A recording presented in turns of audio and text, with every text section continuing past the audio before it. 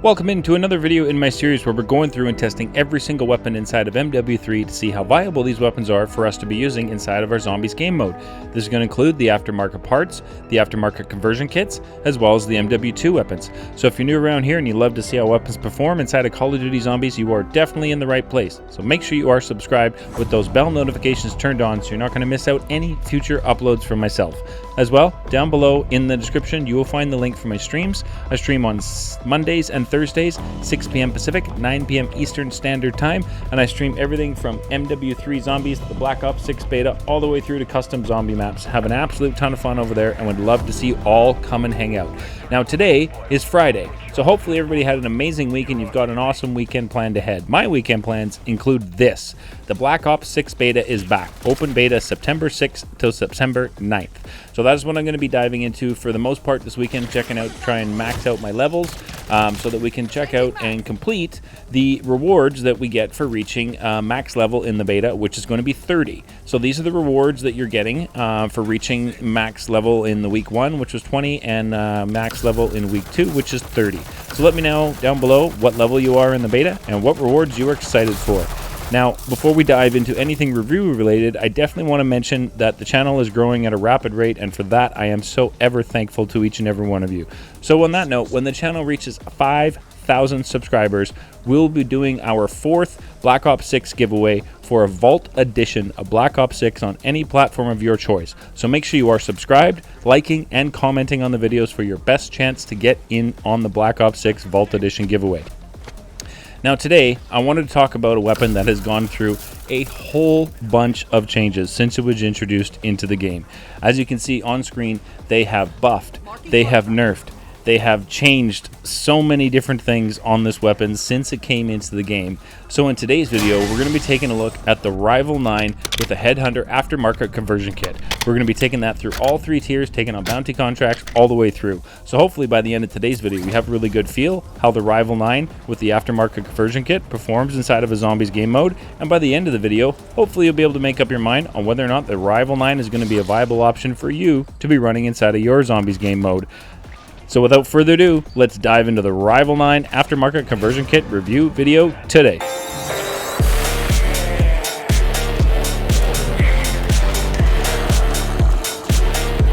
Welcome into today's video. Thank you so very much for tuning in today. I truly do appreciate that.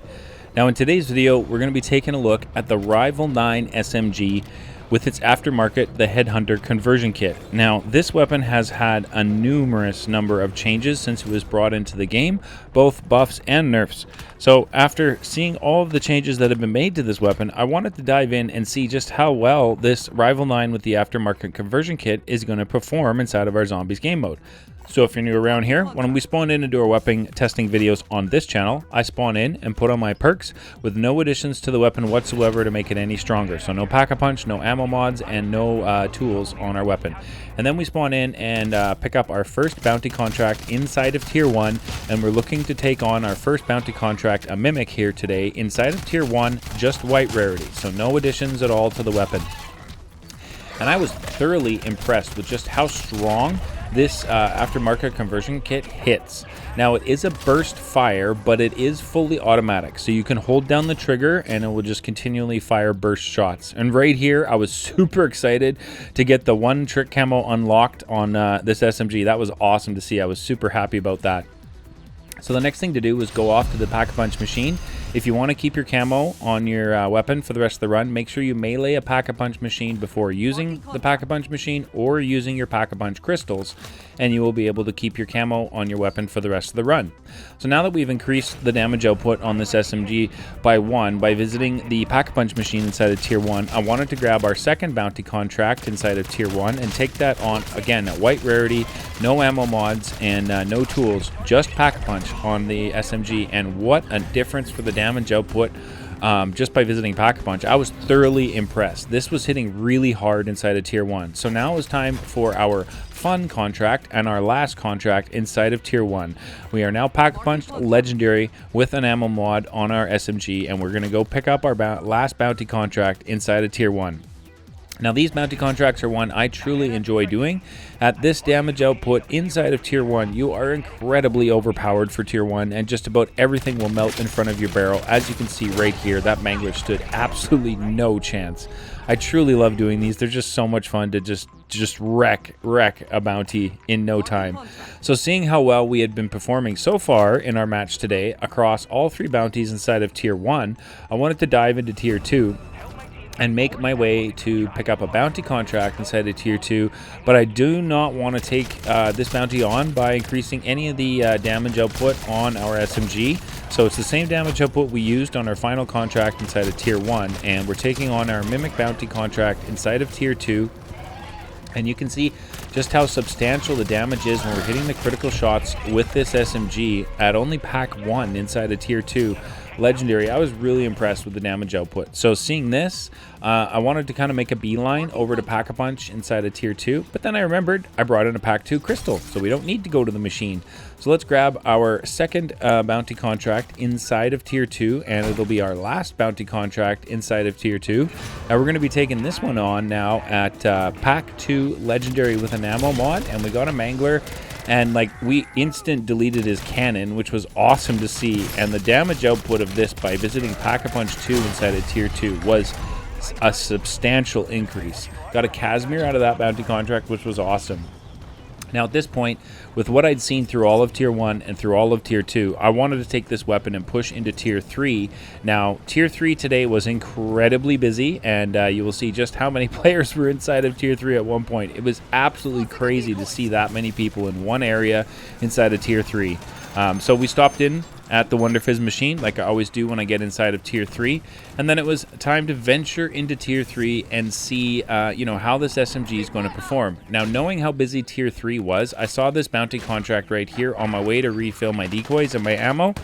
And so I'm only pack 2, so I figured, you know what, let's pick up this bounty contract before it gets taken, and then we'll make our way and show you guys crowd control with a big, huge horde of zombies inside of Tier 3 at only Pack-a-Punch Level 2 Legendary with an ammo mod on this SMG inside of Tier 3. And the RIVAL-9 performs extremely well at crowd control, even only at Pack-a-Punch Level 2 inside of Tier 3. You can see the critical damage we are doing on the zombies on their health bars. It's almost just a couple bursts, and the zombies are completely gone at only Pack-a-Punch Level 2 inside of Tier 3. I was really, really impressed. Not only that, I do want to mention that the movement speed with the build that I have today, I definitely felt like I was moving fairly quick, and wasn't having much of an issue running around or staying ahead of the zombies while running with my weapon in hand. So that was definitely awesome to see. It also dishes out an absolute boatload of damage. So stick through. I've got you covered for the build, the camo, and the blueprint that I'm running today. That'll be in the video, so make sure you watch all the way through. But here we are. You can see the carnage from being Pack-a-Punch Tier 2 crowd control was definitely amazing. So the next thing to do was to throw on a Pack-a-Punch Level 3. So we are now max damage output on the RIVAL-9 with the Headhunter Carbine aftermarket conversion kit, and the crowd control at max damage output on this RIVAL-9, whether you're ADS, whether you're tac stance, or your hip fire, is amazing. This thing hits incredibly hard. It slaps just about everything around inside of Tier 3, which is awesome.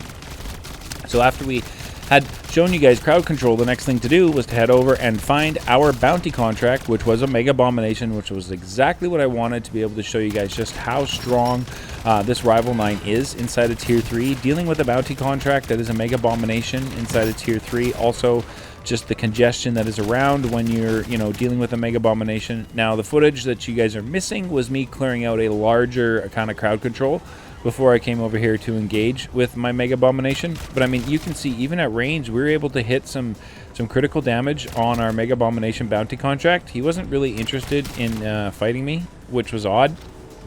I wasn't sure what was going on, but I knew in this area it's kind of a tricky location for your Mega Abominations because there's nothing really for you to climb up on.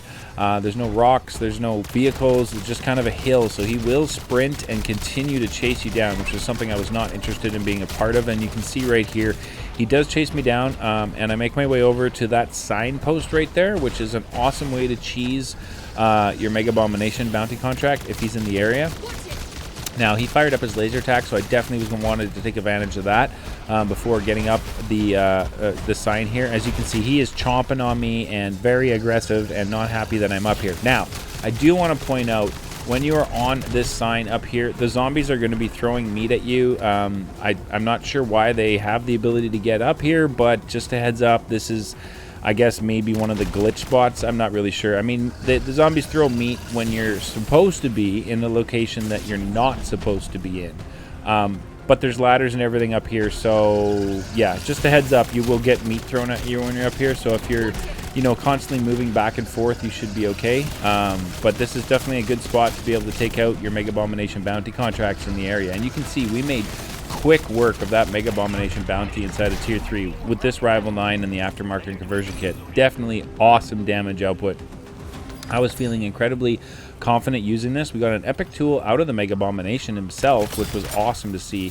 And then I still had to get into the reward rift to see what we got out of there, and we got a legendary tool and another self-revive. So I wanted to swap out the circuit turret board for the legendary tool. I'm definitely keeping that.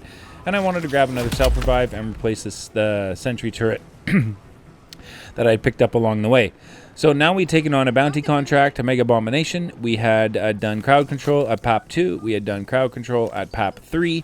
So I wanted to grab a raid weapon stash and show you guys this so that, again, you have a really good feel by the end of the video how this weapon performs across, you know, all 3 threat levels, across multiple situations inside of our zombies game mode, so that by the end of this video you should have no questions left unanswered on whether or not this weapon is going to be a viable option for you.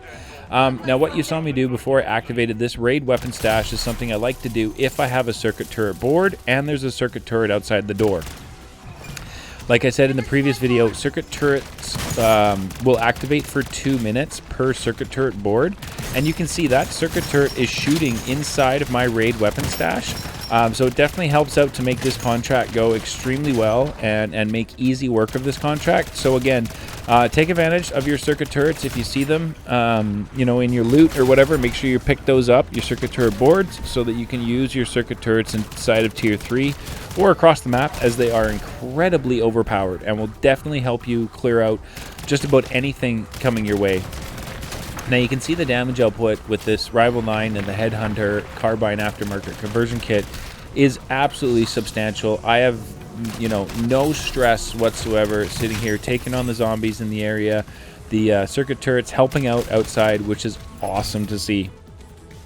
And I want to thank you all for the unbelievable support on my recent videos. It's been truly awesome to see the growth on the channel and the growth within the Discord.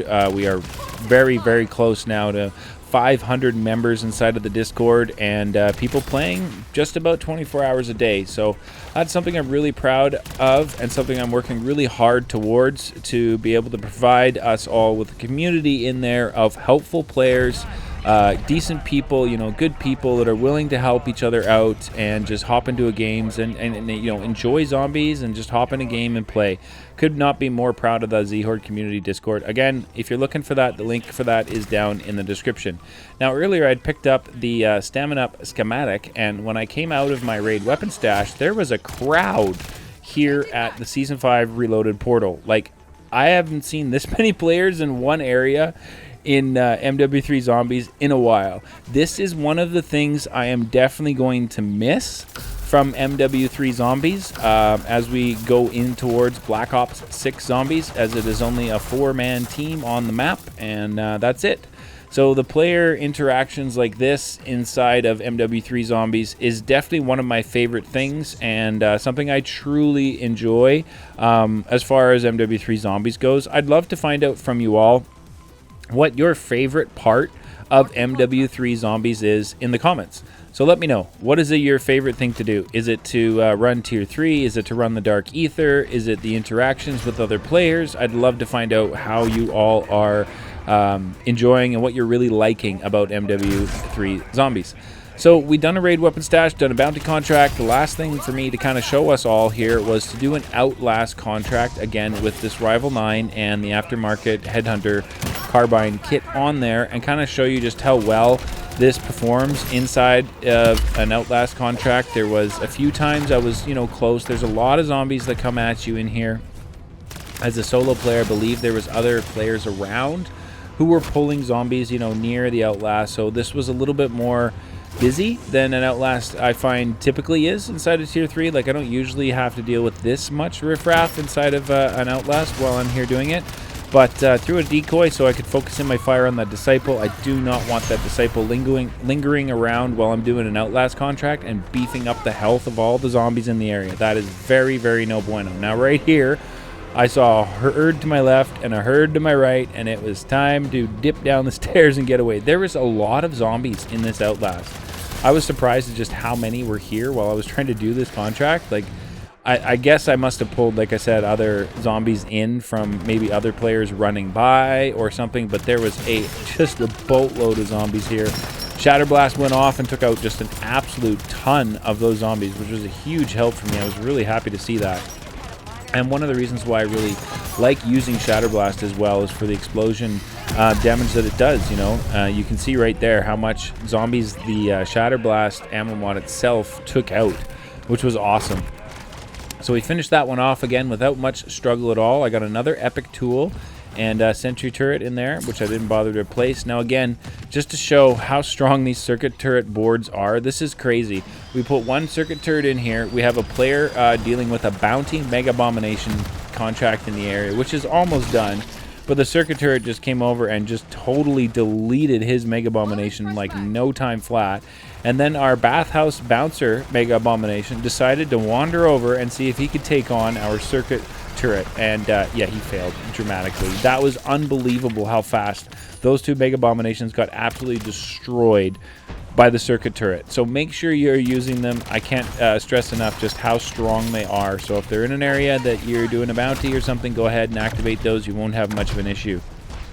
As well, when the circuit turrets are operating, any of the kills they get will go towards the weapon you are holding.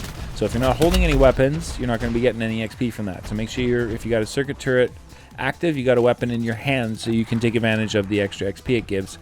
Now here we are trying to get Zhorde, as I wanted to show Zhorde, the guardian of the arches, our Rival-9 with this aftermarket conversion kit with all the changes that have been done to it. I wanted to show Zhorde just how well this thing was working, and Zhorde was not happy about this. We've really put him through the blender this week with the weapons that we've brought in to wreck Zhorde. So some truly amazing comment suggestions and suggestions for weapons to run inside of the Discord and in the comment section on the videos. Thank you all again for the support. It has been truly amazing. This was one of the easiest fights I've had to deal with Zhorde as far as dealing out damage to Zhorde, not necessarily the riffraff around.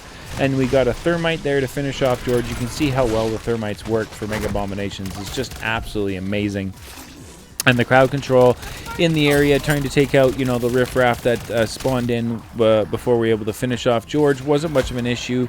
I managed to get my energy mine fully charged up here, and then just kind of move my way forwards towards the reward and or the loot that Zhorde had dropped. Hit my energy mine in behind me and took out the rest of the zombies that way. So this was definitely a truly awesome run. I had an absolute blast using this weapon today inside of my game. I would definitely recommend that you all give this a shot and see how it does for you inside of your zombies game mode. I also want to mention the only issue that I did have a few times in this particular game with this weapon was the reserve ammo, again, is a little bit low. But the damage output is remarkable. So overall, my thoughts and feelings on the Rival-9 with the Jak Headshot Carbine aftermarket conversion kit is 100% a viable weapon for us to be using inside of our zombies game mode. We managed to get out of the match today with some decent loot. I was pretty impressed that we got out with that epic tool, or the legendary tool, sorry. That was awesome to see. A bunch of epic tools, which is amazing. So if anybody in the community needs them, I can drop them for them. And like I always do at the end of the video, we will have the build that I used in today's video for you guys. But this is the Jak Headshot Carbine conversion kit, the pros and cons and what it does to the weapon. This is the build that I was using. So if you want to make any changes to the weapon build that I used, let's work together down below in the comments section, so that we all have one amazing build to use on this Rival-9 with the aftermarket conversion kit. As well, we'll show you guys the camo that I was running, which you get for pre-ordering Black Ops 6 and is under your special camos, and it is the Reflect 115. Thank you so much for tuning in today, and hope you guys have an amazing weekend, and we'll show you guys at the end here the blueprint that I used on the Rival-9. Other than that, thank you so much for tuning in. We'll catch you in the next one.